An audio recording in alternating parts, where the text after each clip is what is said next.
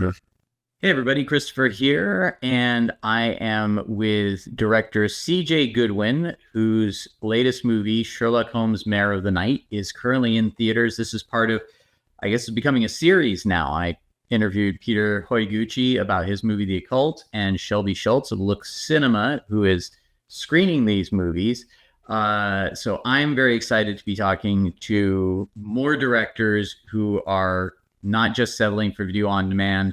They are bringing their movies into theaters and having success with it. So, CJ, welcome to the show, and thank you so much for being here. How you doing today?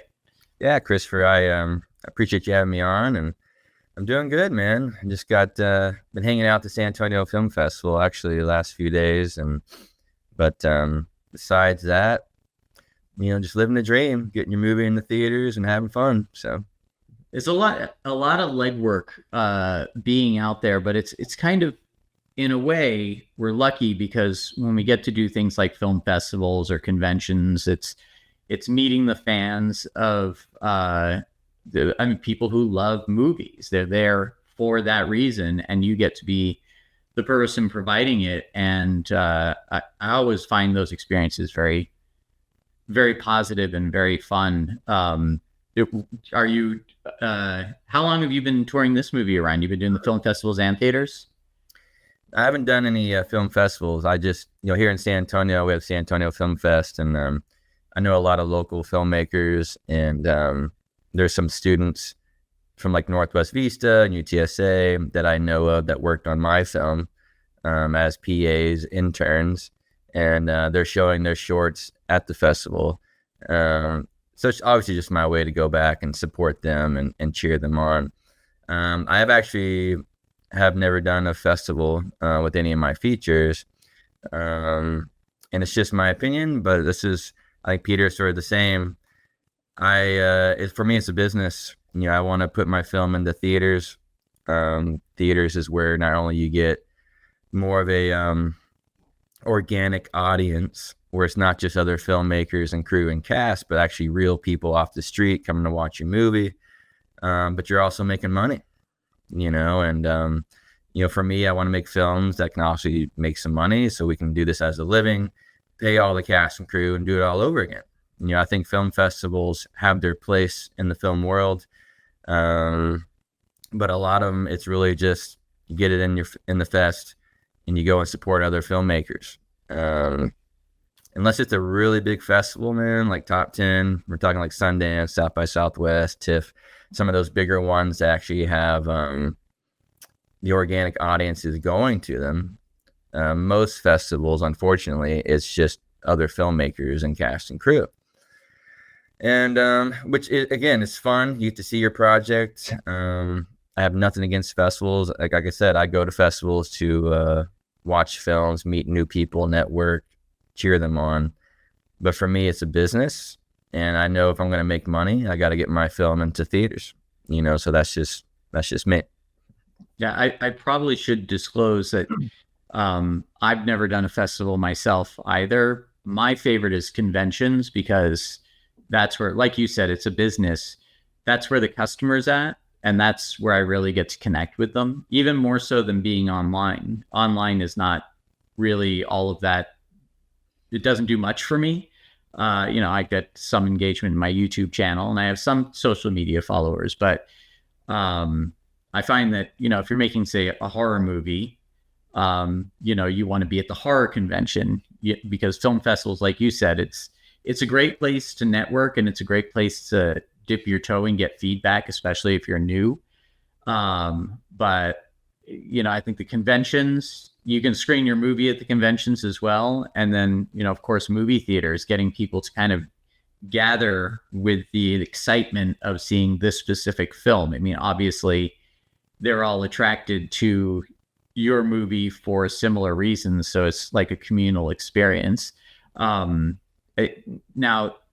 the business side of it, obviously, this is a big thing that's always kind of bothered me. People like, I'm not in it for the money. I just want to do it for the art. I'm like, well, I think we've got one of the most expensive art forms there is. So obviously you do want to come up with for lack of a better word, a pipeline that allows you to be creative, but also make a profit. How long have you been making movies? You started with the Ghost House 5, right? Yeah, I mean, I think the title is really just GH5, but that's kind of what it means. Mm. But I've been since I was, I guess, 30, so I got started late. I'm 44 now, so I guess about 14 years, and I have my fifth featured film coming out next year. So features, 2 to 3 years, each one. That's about how long they take to make. And but I've been doing it for about, I guess, 14 years, and it's quite the journey. And I think to touch back on your festival thing real quick, I'm definitely not against them. I think if you're doing short films, I think they're fantastic. If you're like first or second time filmmaker, you should go to those, network, meet people. Um, and like what you're saying, I think, are you doing it for the arts? Is it a hobby? Or do you really want to make money off of it? Especially if you're the filmmaker. If you have a specialty, like if you're the DP or you're the audio guy or you're an actor, well, you can work on 6, 7, 8 projects a year. If you're a filmmaker where you write and direct like I do, it's one project for 3 years. And so you're really investing all your time, energy, effort, money into this one project. So yeah, man, it's a huge gamble, a huge risk, a lot of stress. And yeah, I'm not just making it to show it at one festival. Again, nothing against the festivals. Obviously, like, we live in the US, I live in Texas. And so like if my film got in the can or overseas, well, that's a little bit different. I'm game for putting my film into those type of festivals. But here in the US, where I can actually tour and go to theaters, I mean, that's what I like to do. And that's what I am doing. So This, I think this, it really can't be understated what you said about the amount of investment that the actual filmmaker makes versus what someone from the crew or an actor can do. And that's not to downplay their efforts. They each hone their craft. They've got their specialist equipment. If it's the crew, if they're an actor, they spend a lot of time, honing that craft. But I feel like the director, or well, the filmmaker, I'll say, because I think if you're an independent filmmaker, you wear many hats. I think it can't be understated how much risk versus return they have to deal with every time they decide to make a film. And I've actually gotten in on this certain, without naming names, but there's actors who are mainstream actors that I've gotten into it with, who are like, we need to support the mainstream, or we need to support, like, the independent scene because Hollywood's collapsing, but they still want their Hollywood rate, and they want all of, they are demanding, like, why aren't you casting me? I'm, this name, and I can, I've worked on these major movies, and and you're only offering me this much. And it's like, well, yeah, because I'm an independent film, I can't offer you your Hollywood rate. And honestly, there's no guarantee, even though you've been in these movies like maybe 20 years ago, that you're going to pull in anything extra to benefit my film financially. When I can get a hungry unknown actor who can, bring something new, maybe they make a name for themselves in the indie sphere. But you just touched on that, and it's something that I keep trying to explain to people. You get people who come onto your set or your location, and they want to hustle and they want to make the movie the best it is. And then you still get those prima donnas, both in front of and behind the camera, who I don't think they realize even a little bit of ego or wanting to kind of push back can really screw up a day. I've had whole weekends of shoots just completely trashed because somebody on my crew is in a bad mood. Um, so it's a major risk, and as far as creating that business pipeline, we really have to think about um, you know we've got so many days, we've got so much money, and then people want to start going like, well, if you got this camera, you got these better lenses, you just spent a little extra money here, and it's like, you really have to be the one to put your foot down and say, yeah, but this is a business, and if I want to elevate this artistically at great cost, but I'm not going to see that return, then I'm shooting myself in the foot.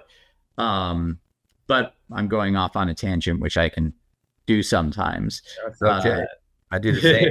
People that know me, sometimes I'll just start talking and I go in a completely different direction. But no, I think just to touch on what you just said, you're definitely right. In those instances, I think I don't really have too many conversations, with people like that, just because unless you're an indie filmmaker that has spent 2 or 3 years of your life making a movie, and you've done pretty much almost everything. Like you said, indie filmmakers, they wear a lot of hats. It's no different for me.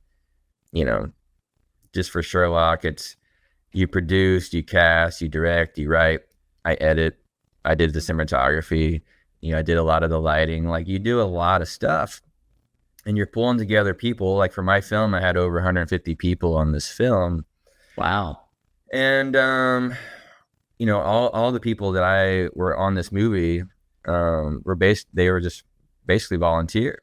Up front, it was like, there is no pay, guys. It's going to be IMBD cred, but I can promise you that the film will be in the movie theaters.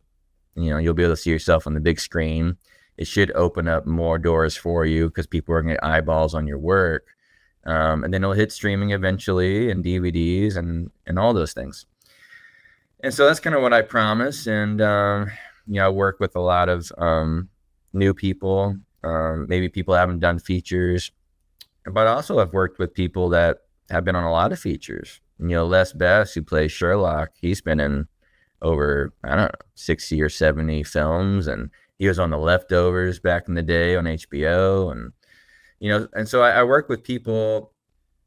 I think the good example with Les is Les wants to work on good projects. He wants to work with good filmmakers that mean business. They're going to get the project done, and it's going to challenge him as an actor. So up to this point, I've been able to do that. He played Marcus Crassus in Eyes of a Roman. He played Sherlock in the Sherlock movie. So he's getting these really awesome roles, and for good reason. Sure. I mean, Les is a phenomenal actor. I think if Hollywood or these big studios ever find him, like, I probably won't see him again, because he's really, really good.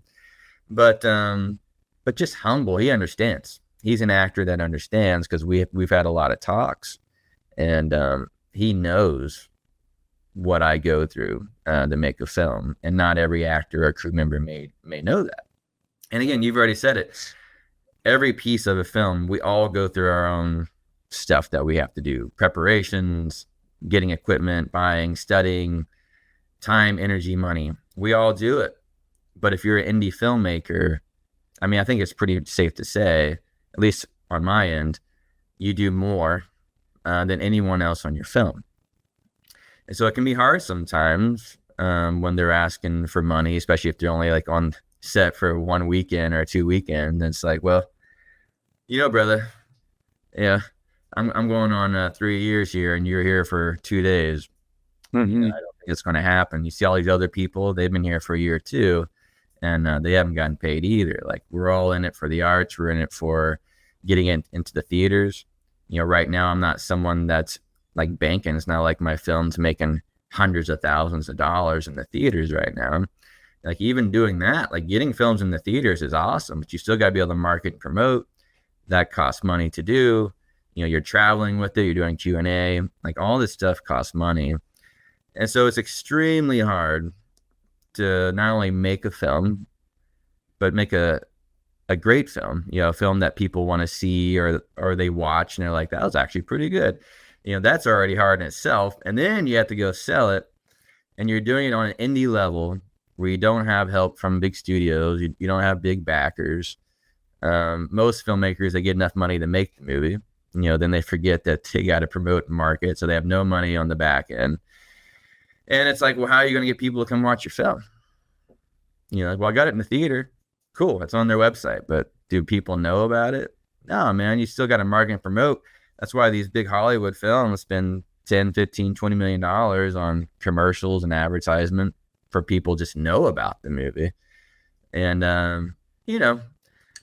think you already know this, Chris, but I don't know. I feel like 90% of the Hollywood films, like, they lose money, but they have something going. Like, if they lose money, they just write it off, and it's like they just kind of keep going. And who knows what their system's like? I have no idea about the Hollywood system, but for them to continue to crash and burn, but they keep coming back, so Well, this reminds me of, what I witnessed, especially during the all the shutdowns, when you had animation kind of taking over, because animation could be done from home, over the internet. They can network, and so they greenlit all these animated shows, and there was a lot of streaming shows. And then you would get somebody like Dave Chappelle, who would rank #1 on Netflix, and all these animators would start complaining, like, why is Dave Chappelle, on here, they've,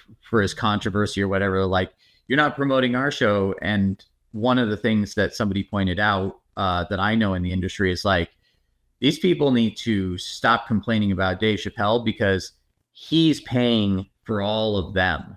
Like, their shows aren't making any money. And that's usually how it is in Hollywood. You get, like you said, I don't know if 90% is the correct number, but Hollywood will have a huge hit, and people always say, like, oh, Hollywood's doing fine. Look, this movie just made all this money. And I want to say the same thing. That movie paid for all these other losses. So by the time that hits, all that money comes in from that one hit, it's gone. And the studios are still scrambling because they had all of these losers. We as indie filmmakers don't have that luxury at all. We make one film, and that's the investment. It either sinks or swims. Do you find that with indie films, is it an uphill battle to kind of get people past the stigma of an independent film being lower budget? Because I've always felt like people don't understand, an indie film is a different animal. It's something that you're going to enjoy, and you're going to get something unique, but it's not going to have, obviously, that Hollywood big budget flair. Do you feel like that people are so conditioned to Hollywood that it's an uphill battle to get them to come out and see your film? I think for that audience, it can be tough. If audiences are going to, Transformers and Superman and all these Marvel DC films, and they have a certain expectation of the look, which a lot of that's green screen and just like 8K and like crystal clear imagery. And, most indie films aren't going to be like that, mine included, but I think that's definitely part of it. I think that's part of the challenge for indie filmmakers is like, look, you're making a story, or you're telling your story, and there's a certain look that audiences want, definitely mainstream. And so I think that's something you have to keep in mind when you are filming. You need to do the best you can to try to have that cinematic look, that kind of pull that off. I think my Sherlock trailer, I've had big wigs from, Lionsgate and Paramount reach out. I have had meetings with them because my trailer looked cinematic enough in their eyes just to have a meeting. And then they found out what my budget was, and that was the end of that conversation. But we were able to make it look, enough like, if you see the reviews, we get a lot of old Hollywood style look, good cinematography, which is great. It's great to hear that. I always love telling people, like, well, we had 2 soft boxes and candles. That was our lighting. And I think it's just thinking outside the box and being creative. But to answer your question, yeah, I think most audiences want that. I remember going into a theater here in San Antonio, when we had a 2-week run at Santico's, and I walked in just to surprise the audience. I'm like, "Hey everyone, I'm the director, and thank you for coming out, and I look forward to speaking to everyone afterwards." And they looked at me like what? I'm like, "Yeah, man, like I'm the director of this film." And they're like, "Oh, so this is an indie film?" I'm like, yeah, it is. So like, they're already like, great. This is probably not gonna be all that great. And luckily for me, after it's over, they did enjoy it, and we talked for 30 minutes. But there is that stipulation in what you're saying. Like, if it's an indie film, people are like, "Ooh, I don't know, man." The part of it is this, we've kind of, there's an embarrassment of riches in this age. When I acted in student films when I lived in Los Angeles, and this was in the 90s, and they were shooting on film. There was no digital video. There were VHS cameras, but nobody was going to shoot on those unless it was Blair Witch. But it's kind of a double-edged sword because we're elevated in the technology that's available to us now. But because of that, there are so many people that are coming in just fancying themselves as indie filmmakers without doing the proper work to understand what makes a film good. And so the audience is now exposed to just a glut of really bad amateur movies. And so you've kind of got to work even harder to let people know, like, no, this isn't going to be that. I actually know what I'm doing. In your case, I felt like the lighting for Mare of the Night was, I used to watch Mystery on PBS, and they would do with Vincent Price, and they would do a Sherlock Holmes series that was lit like how you lit it, really made it look like, oh, this is before, was either gaslight, lanterns, no electricity, dark nights, and they really worked hard to give it the feel of what that was like. And I was born in England, where I kind of know what those houses and that landscape look like. And that was what really stuck out to me, was it felt like it was in England to me, not in West Texas. And the lighting really felt like that, what you would expect from a Sherlock Holmes show. So I feel like that was a strength that you really played to. But yeah, I would love for you to talk a little bit more about that, about, what you did to give it that look. You said it was just 2 soft boxes, and what else did you say? Some candles, and then some lanterns, like real fire lanterns, gas lanterns. That was really it. I think it's something I preach here to other filmmakers coming up, because everyone's like, what was your budget? What was your budget? I was like, well, I made 2 feature films basically for $45,000. So you just split it down the middle, about 25 grand for each feature. And they don't believe me, or their jaws drop, and they're like, how is that even possible? And it's just like, it's really just thinking outside the box, using what you can. Like making the Sherlock film, I knew that it was going to be low lighting. I wanted to use real fire, because I think real fire gives it a great look. It's just like Nosferatu did, in their last film. That looked really cool. And I made my film before that came out, but when that came out, I'm like, oh, look, that's pretty much the way my film looks in a lot of ways, like on the darkness and those fired moments. But yeah, I think it's just being creative, man. Here in Texas, we do have a luxury where people are just willing to be a part of it. Like, we have this house on my land, you can use it if you want to. I'm like, yeah, man, let me go check it out. And so like, we have that here, where I know out in California it's not like that, but we have that here. And so use that to your advantage. There's a lot of people in Texas that just want to be a part of projects and help each other. I think that's just part of the Texas lore, and it's real. Up to this point, I've been able to use people's lands. I've been able to use their houses for no pay. They just want to be a part of it. And so we found that house on Derek Meyer's family land. He's a buddy of mine from the filming world, and That house was built in 1901, and it was demolished and looked horrible. And it's just like, yeah, this is perfect, and for what we needed for the film. So we got all the junk out of there and kind of touched it up a little bit, and then we were ready to go. But that was kind of it. I think there's a lot of shots in the film that it's just firelight, especially at our villain party. Knowing where to set up the right fire pits, the right lanterns. That way you get those correct shots when you're filming. It's a lot like what 1917 did with the shadows and, just waiting for the proper light. Well, I did the same thing, but just with fire lighting. So we were out there mapping it out, organizing months in advance, just to make sure that we were going to get the look that we wanted. Because when you have 100 plus extras out there for 1 or 2 nights, that's not the time to figure out, the lighting, so we were already ready to go. All the extras were already ready to go.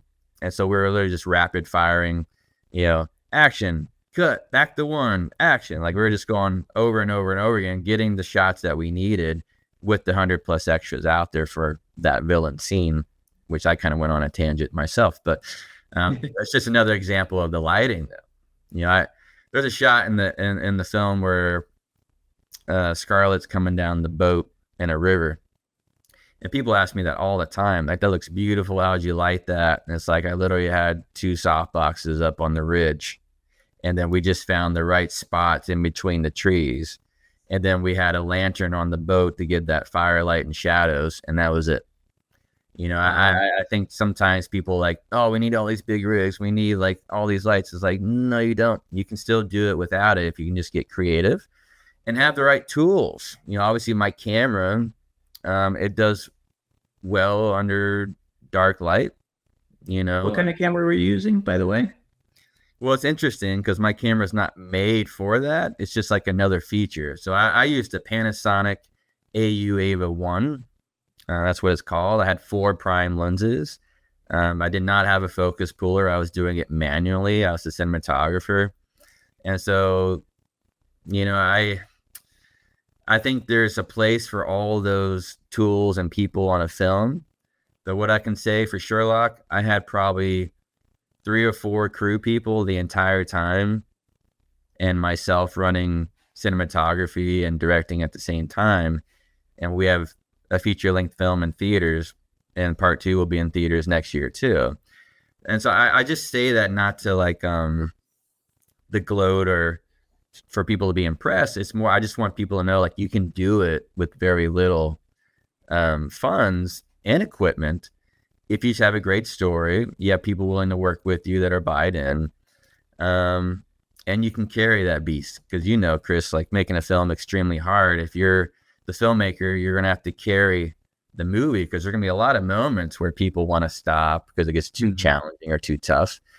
And as long as you're the one continuing to go and showing that by actions, I find a lot of times the majority of the cast and crew will follow. They will keep going as long as you keep going.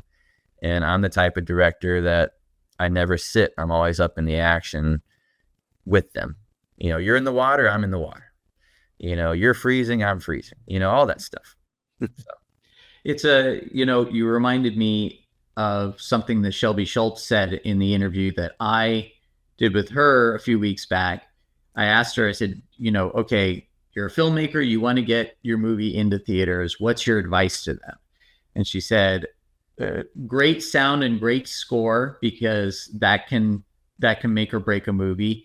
But then she said, really pay attention to your lighting. She said, I don't care about how good a camera you have. A matter of fact, I don't want you to have the best camera, because she said with an indie film, these people try and get like, Red Epic or whatever, these really expensive cameras, and all it does is throw into sharp relief the limitations of the budget.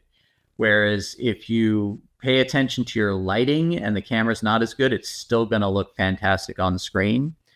And there's an old book. It's a photography book, but it applies to cinematography as well. It's called Painting with Light. And it's just all techniques of how to shape a composition with the lighting. And it's a brilliant book. And what you're saying really reminds me of that, is that you took the time to place the lights just right. So I gotta ask, are you a film school student, or were you, or did you just kind of go to town and teaching yourself how to get what is in here out onto a screen? Sure. I did not. I did not go to film school. I'm self-taught, really just by watching films, and that was how I learned. So it's just like, watching Steven Spielberg or Kupnik and all these guys, Hitchcock, and it's like, all right, why did they do that? Why did he go this direction with the story? How did he like this scene? So you can literally just like pause the film and be like, okay. And you just like start figuring it out, like, okay, well, they had a light here, they had a light here, they had a softbox above, they had this, they had that. And so that's kind of how I learned. Obviously my first film, GH5, it's not very good. That was my film school. I didn't do a short film. My first film was a feature. I didn't know anything about filmmaking. And maybe that's a little bit of being naive, but I didn't want to do a short. Like, I'm going to spend all this time. I just want to jump in. And so I did. So my first feature was my film school. I got humbled very quickly. I learned a lot. Everything, lighting, cinematography, the audio, editing. I mean, I learned everything on that first feature. And that's what that first feature did. So although the film wasn't that great, man, I learned a ton. That was my film school. And so then my second film was 20 times better than my first film.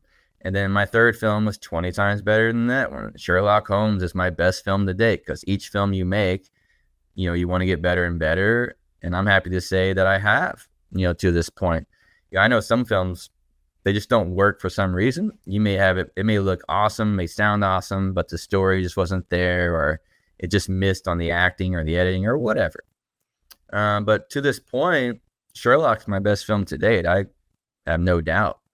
And, the scores, reviews, the people that I know in my industry have all said the same thing. So they just kind of back up what I'm preaching. But yeah, I think Shelby's right, man. I remember watching that. She's like, if you use an 8K camera, it's going to showcase all the flaws in your movie. It's going to like just focus in on that.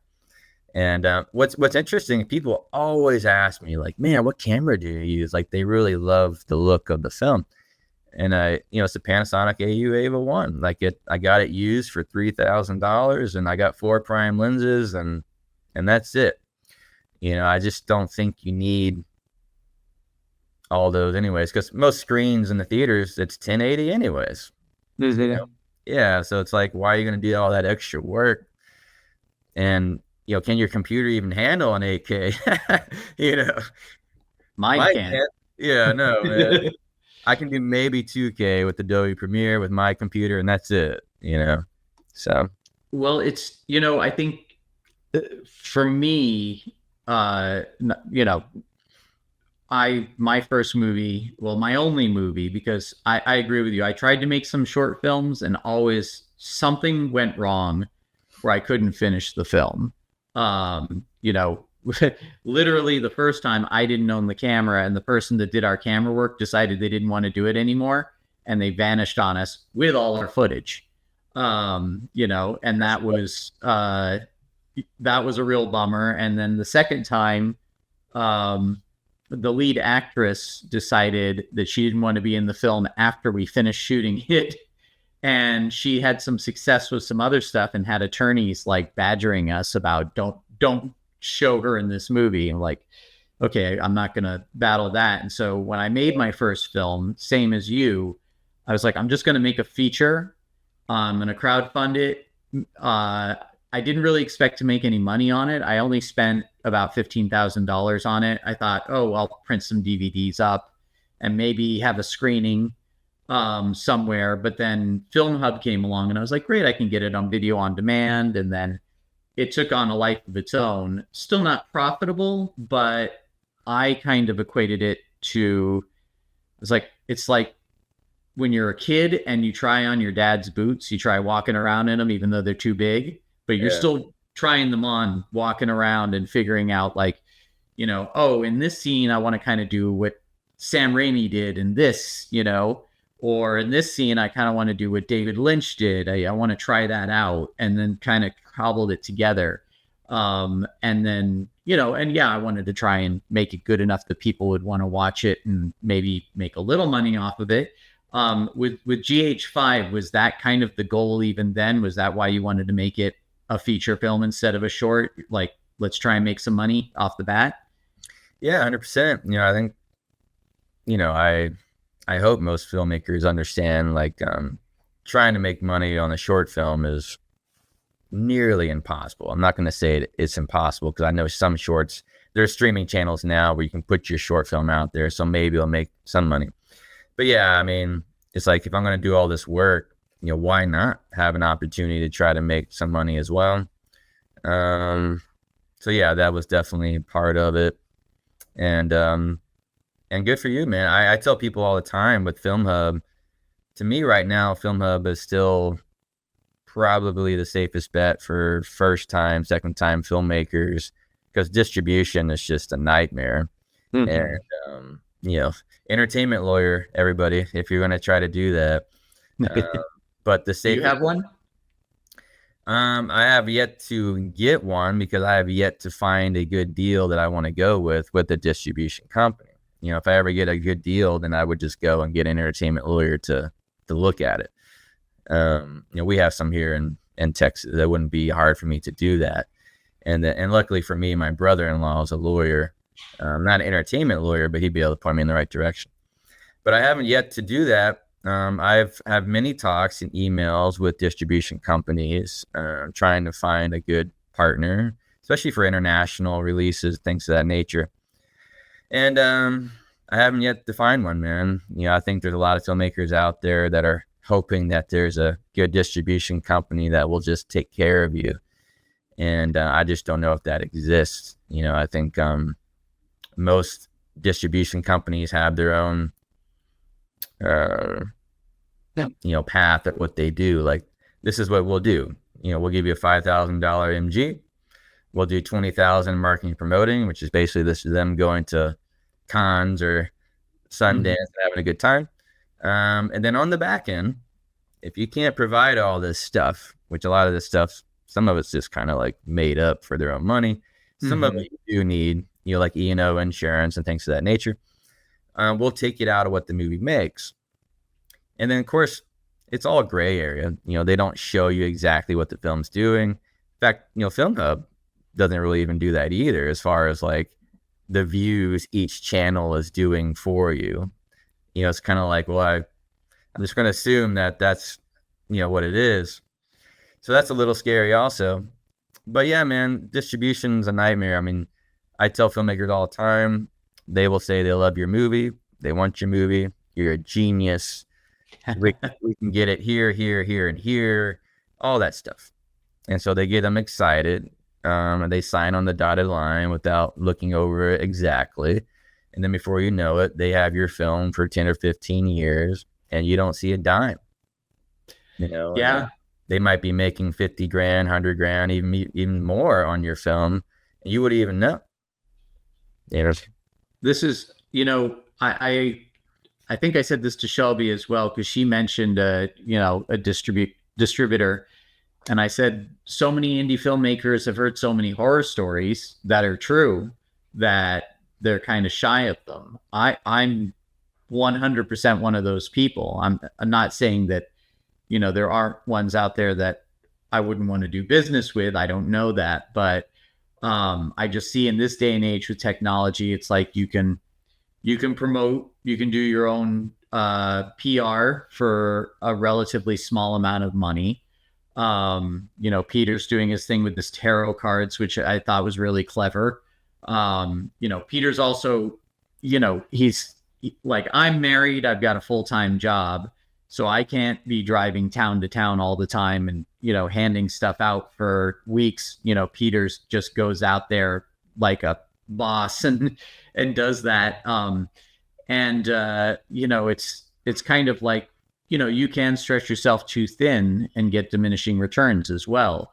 So it's I think one of the hardest things is you're like, after you promote it, or after you make it, you've got to promote it. And then, of course, nobody wants to see the person who made it promoting it. It's like they want to see a representative because, in a way, that gives them confidence. Like, hey, oh, somebody believes in this movie and this director enough that they're willing to go to bat for them. Of course, the director is going to go to bat for himself.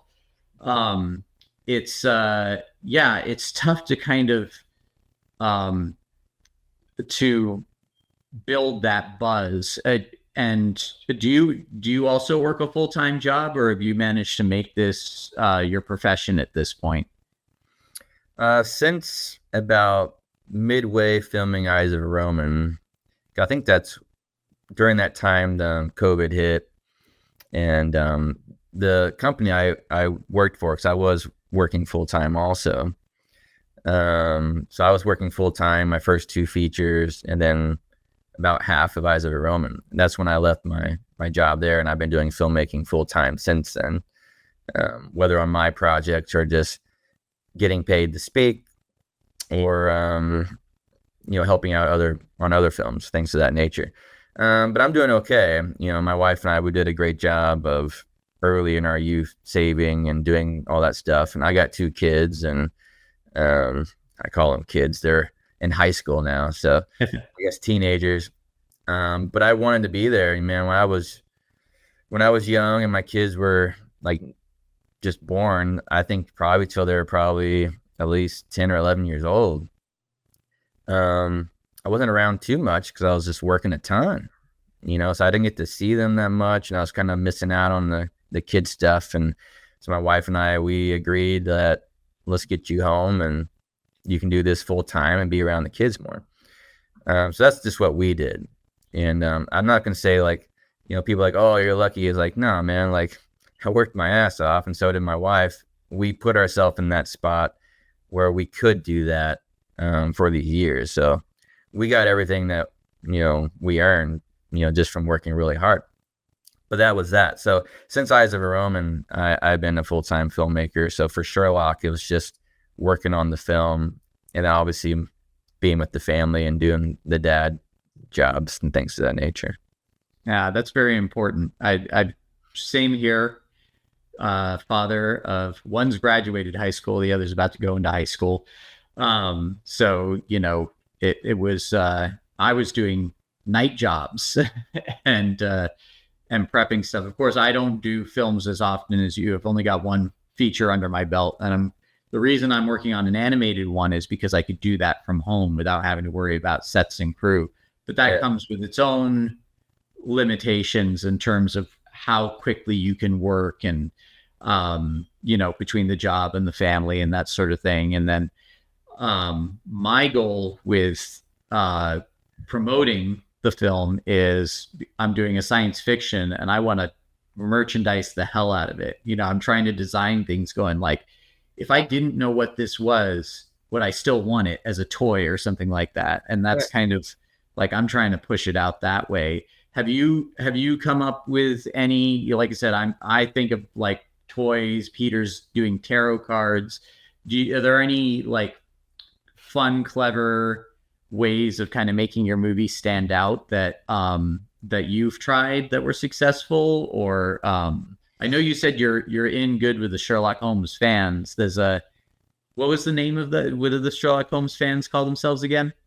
Yeah, so they call themselves Sherlockians. And I didn't know about the Sherlockians. I'm glad I found them, or they found me.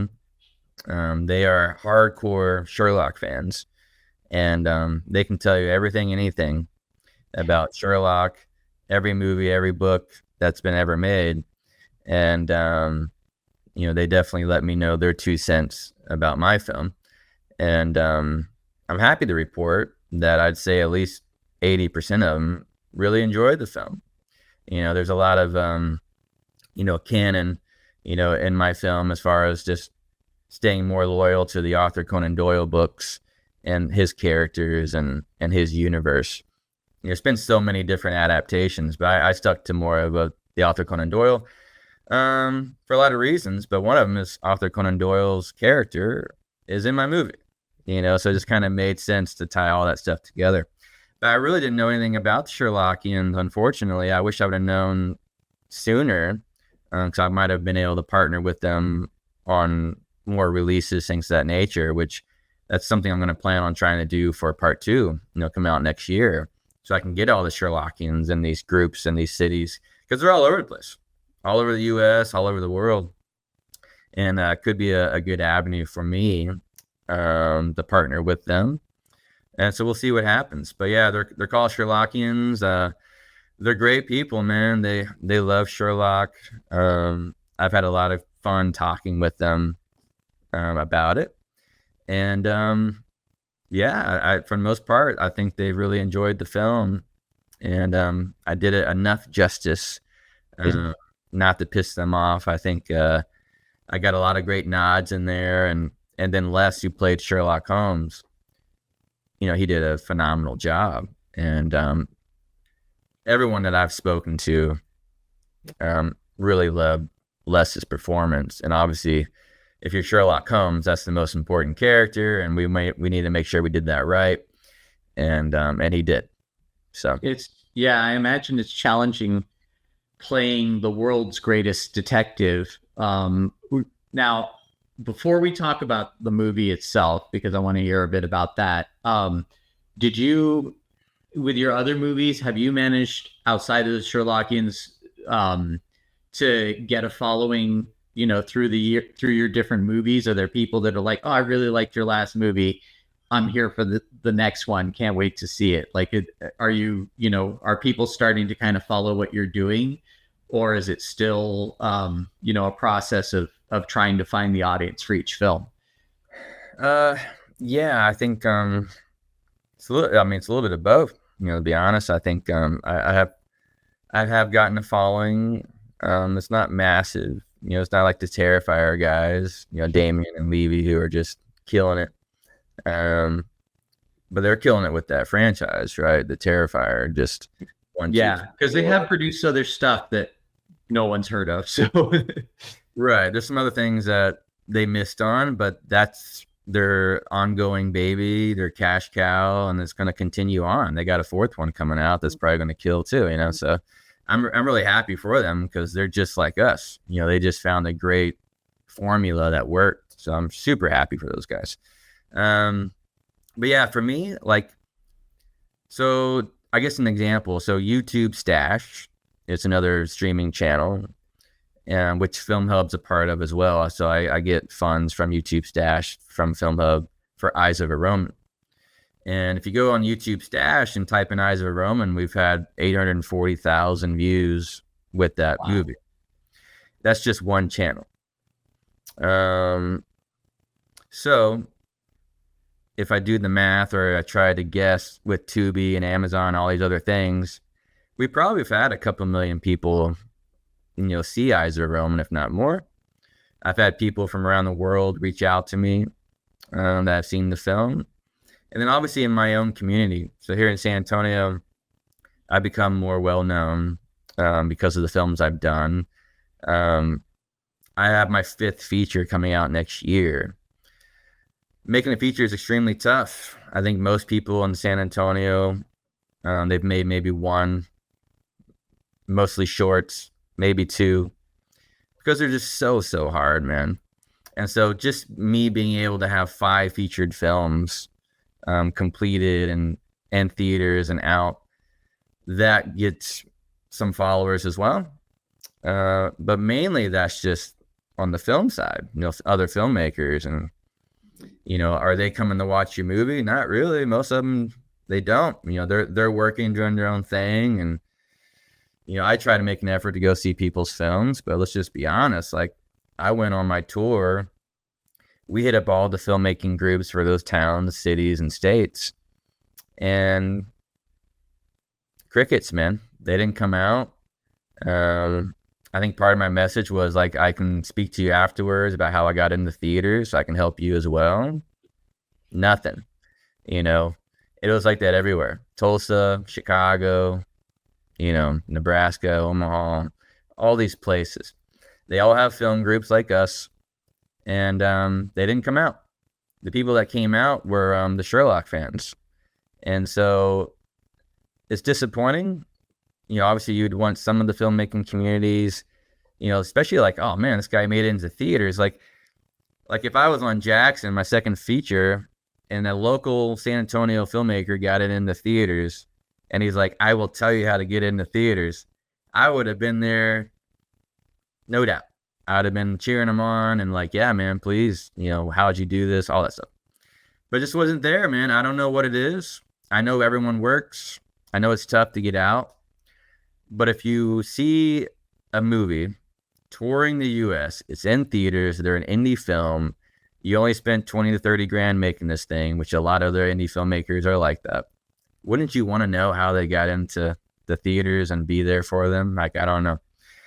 But that didn't happen. So I think for me, like, each film is its own beast. Eyes of a Roman, I went after Roman fans and that lore. The Sherlock film, I'm going after Sherlock fans and, the psychological drama mystery. And I have other stuff slated down the road, whether it's my World War I film or a Dracula series. And so they all kind of touch different genres and different fan bases. And so I'm trying to do that. I'm trying to be not just a one type of director. He only does this style. Mm-hmm. I like to, me personally, just as an artist, I like to explore differently, challenge myself, and do different things. And that brings different audiences. So you can build up different audiences from different genres that way. Or you can be a director that just focuses on one genre. Let's just say horror, because that's a big one for indie. And then people know you for that. It's really just what you want to do. And it's tough, man. I don't care what you do. Like, it's still going to be hard no matter what. And so for me, I just want to make films that I want to see. That's what I tell filmmakers all the time. Just make something you want to see. So tell me about Mare of the Night, because this is the two-parter. You said this part two is is the next movie another mystery, or is this a continuation of the first story? So yeah, it's a continuation. Speaking of promoting, I got my shirt on. Oh, nice. Yeah, that's about the only, I guess, marketing promoting, like as far as like stuff you can buy was my shirts, and then obviously DVDs. Like, I mean, it's expensive just getting those materials as well. It's another investment, and you hope people buy your stuff. And if they don't, you're left with, hundreds and hundreds of marketing material. Like, now what do I do with this? So Sherlock, it is a part two. So it's really just one big film. It's sort of like Lord of the Rings. It's just Sherlock Holmes. This is Sherlock later in his life, right? Yeah. Yeah. So just to touch on the actual synopsis or story real quick. The Sherlock Holmes Mare of the Night, basically what I did is Sherlock, he's about 65, 70 years old in his life now. And what is basically 50 years of dealing with crime and horrible people and murderers, what does that do to you and your psyche for 50 years? Like, what does that do to you? What does that do to your mind? How does that affect not only you, but the people in your life, like the Watsons and Lestrades and things of that nature. So that's really where the story kind of stemmed from. I just wanted to show that.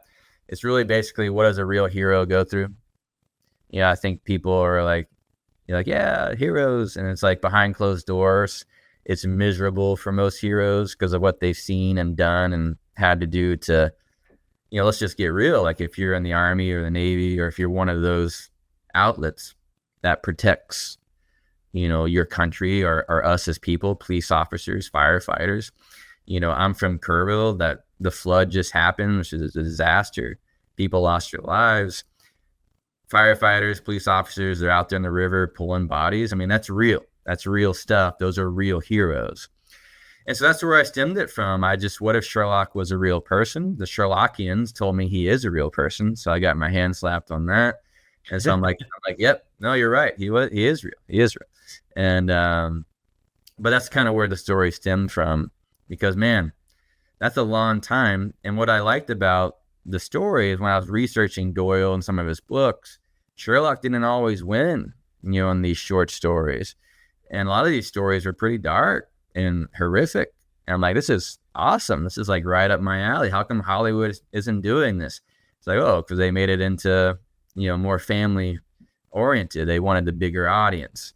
Well, my film, although it's not rated because I didn't want to pay to get it rated, it's an R-rated film. There's violence, there's sexual content, there's PTSD conversations. Like, it's very dark and deep film. Definitely not for kids. And I've had police officers, firefighters come up to me after the film and say, yeah, that's pretty much how it is. So it's like, you hit it right on the head, man. Like, this is what we feel. This is what we go through. And some of them couldn't finish the movie. Some of them have to walk out because it just triggers too much. And, as an artist, you're happy that you're able to take it to that moment, because that's what we were trying to do and try to tell. Obviously, in the moment, you feel bad, for the ones that have really gone through it. But that's what it is. I mean, that's what the story's about.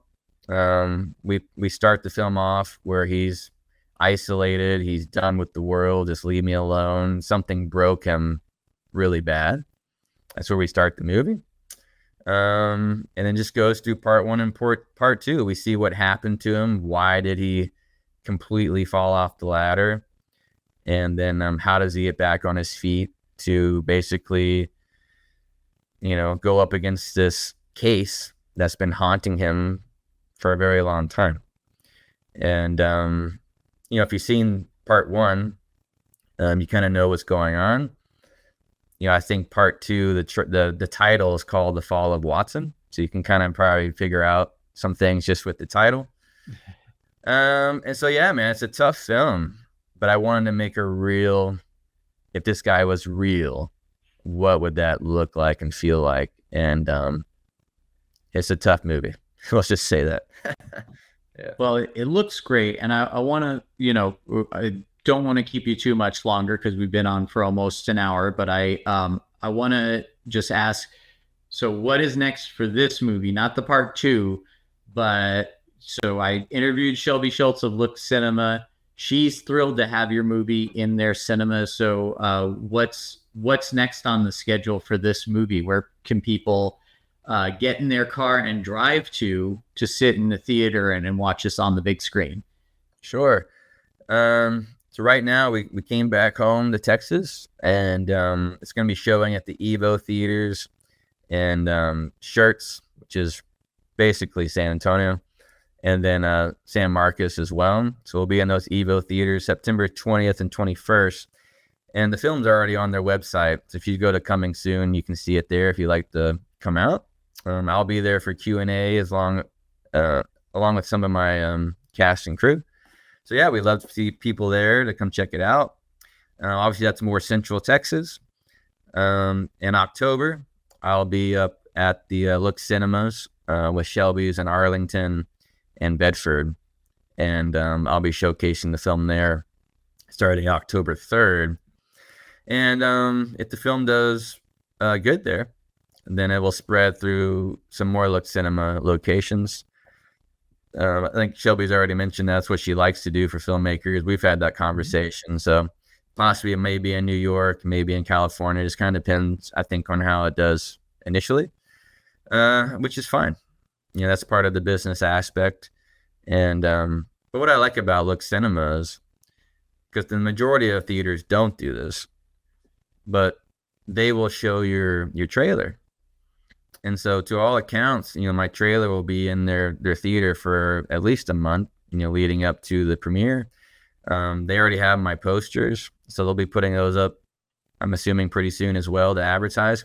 So they really do help advertise the indie filmmakers, which is great because most theaters won't do that unless you pay them, right? I will give a shout out to City-Based Cinemas here in San Antonio. That's an independent theater, and that's where I debuted my film back in February. and they showed my trailer for a month, um, if not longer, and had my poster up. And they allowed us to be in the lobby and talk to guests and hand out flyers and all that stuff. And so that opening weekend, we did great. We had like 6 or 7 show times. We sold out our first 2 screenings, which was like 300 people. And so it really got me going and got me on the map. So without city-based cinemas, I wouldn't have got into Santikos theaters here in San Antonio, which is the mainstream theater company here. There's probably like 15 of them in San Antonio.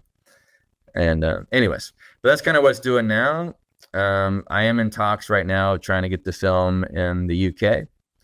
Oh, nice. Sherlock film. I wanted to show it in the UK, so I'm talking to some theaters over there, and we'll see if we can make that happen. And so I'm hoping we can get it over there at some point to give the UK audiences a chance to come check it out.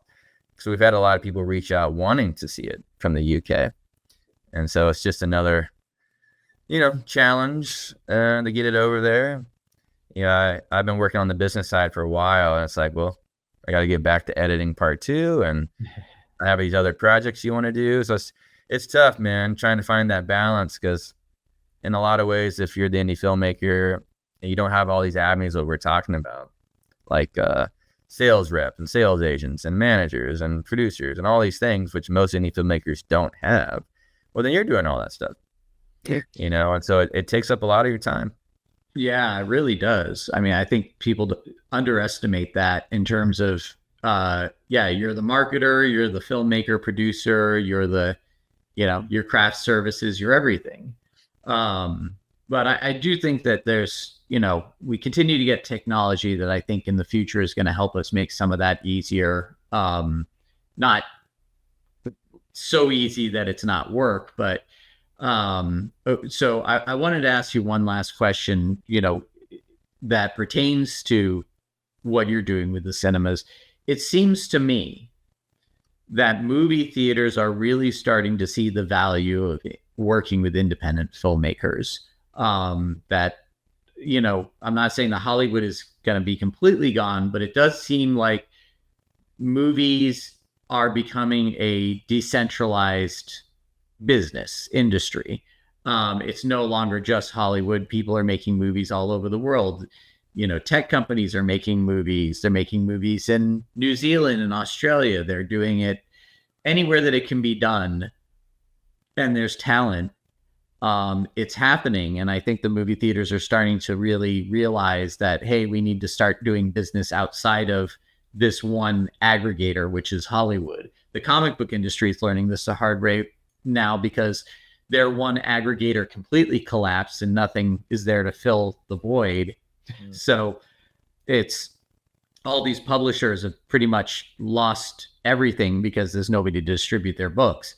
What do you see as, like, in your mind, what do you think the next 10 years is going to look like with indie filmmakers, and maybe even video on demand too? And, if you care to comment on that, and people like us, like, do you see that the market's going to solidify more? There's going to kind of become a pipeline for smaller creators to be in theaters?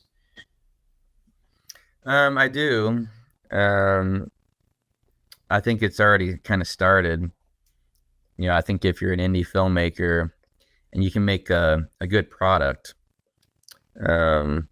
you can really make whatever film you want. I think I hate when filmmakers come to me like, well, it's just at the market, and all the distribution companies say, like, I got to do horror or sci-fi. I'm like, no, brother, you can literally do whatever you want. None of the theaters screen my movie. They don't even know what I'm showing. They just want butts in the seats. So go make whatever you want, as long as you can market and promote it, the right way. I mean, that's why Hundreds of Beavers has done very well. It's a black and white slapstick comedy. It's made over $1 million at the box office, touring their movie. And so, like, it can be done. If they can do it, you can really do whatever movie you want. So that's one thing there. But as far as, like, is indie film going to do well, and is it coming? Yeah, I think it is. I think the hardest part now. Sorry, my son's over here interrupting here. Oh, no, I got you. um, to go back to your question, yes, indie films, they have an opportunity. I think most theaters right now, if it's a Monday through Thursday, the majority of them will just say yeah and take your film if you can kind of show that you got your ducks in a row. Like, it's DCP, it's ready, it looks good. Here's the trailer, here's the poster, all that stuff. So they're like, okay, this guy's for real. He's done some things. Let's give him a Tuesday. Violet Crown in Austin, that was another place I went to. When I did my one night only thing on Tuesday, we sold out the first screening pretty quickly. And then we got 2 screenings for one night. And when we were there, no one was watching any other movies. We've all been there during the week. Monday through Thursday, it's pretty ghost townish at most movie theaters. And so if you're willing to show your film during the week, you can almost get into the majority of film or theaters, unless it's like a mainstream. Like, I'm not going to say like AMC and Regal. That's a whole different animal. But like ACX, that's in the Midwest. That's a small chain. I got into 5 or 6 of their theaters. You know what I mean? So it's definitely doable. I think you just have to, have an expectation that you're not going to get prime time on the weekend at most of them.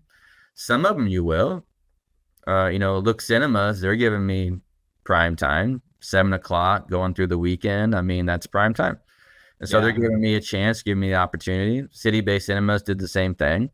Santikos did the same thing too, because I got a 2-week run. It was only supposed to be in there for a day or two, but people kept showing up, so they just kept it going.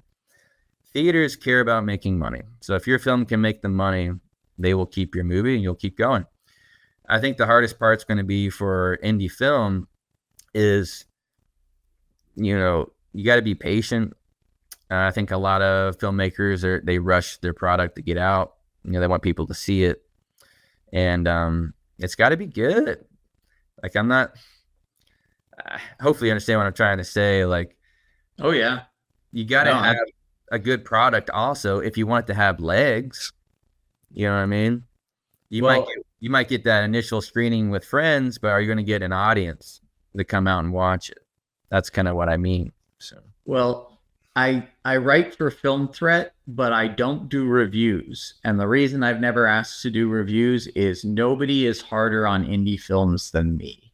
And it's not because I want to trash people's hard work, because I know how hard they work on this stuff, or at least some do, some don't. That's the thing that really gets under my skin. But I want indie films to be good, and I want audiences to see you're not going to get a Hollywood film, but what you are going to get is good. You just have to kind of break a little bit of the conditioning that comes with, it's like I like going to see plays, and play. There's a thriving audience for plays, but it's a completely different medium. And if you're not used to seeing plays, you're only used to watching Hollywood movies, you're going to be like, what are they doing up there? Because it's a different medium and it involves a different mindset, but the quality has to be there. So I really appreciate you saying that. And I think that's a great place to wrap up. Unless before we end the recording, is there anything else that we didn't cover that you would like to say? No, I think just to touch on that last point, it's hard to talk about because I don't want to upset indie filmmakers, but it's got to be a good product, and you got to find your audience. I've seen a lot of films that are just like really fun and funny, and that's great. If you go for like a serious drama type film, I mean, it's got to be good, and it's all subjective. I understand that, but I think there's a spectrum. You know what I mean? And so, but that's what makes it so hard. It's like you got to make a great product, and then you got to go market and promote it. It's definitely not for everyone. Is it fun making films? Of course. Is there a lot of frustrating, draining, soul-sucking moments? Yes. It's like you got to be able to go through both.